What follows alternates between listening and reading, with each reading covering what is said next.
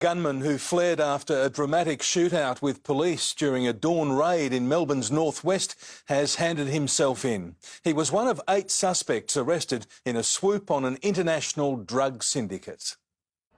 The Special Operations Group wasn't there when police first arrived at the St Albans house. But that soon changed when Vietnamese national Nhi Le allegedly took aim at Drug Task Force detectives. We weren't particularly expecting this particular individual to be armed. 2 shots were fired around 6 o'clock this morning. One police member returned fire before they retreated to safety.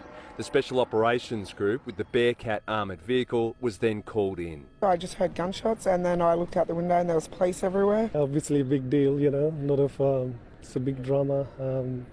You don't expect that these things happen, you know, close to where you live. 5 hours later, they forced their way into the Lavinia Street house. They found an alleged drug lab, but no sign of Nhi Le.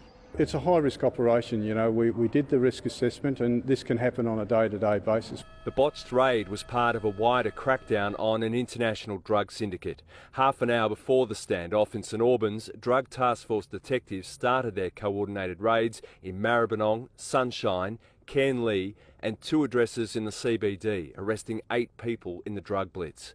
Police also recovered possible evidence of the manufacture and trafficking of a commercial quantity of drugs. The Fugitive Task Force had been set the challenge of tracking down Nhi Le, but the 33-year-old handed himself in.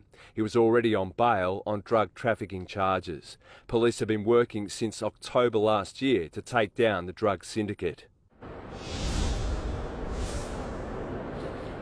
And 8 people remain in custody here at Melbourne West after the raid. 6 men and 1 woman are being interviewed over their alleged roles in the syndicate. Nhi Le has more questions to answer, including over his bail status. Another man is facing possible extradition from Sydney after the raids, Mitch.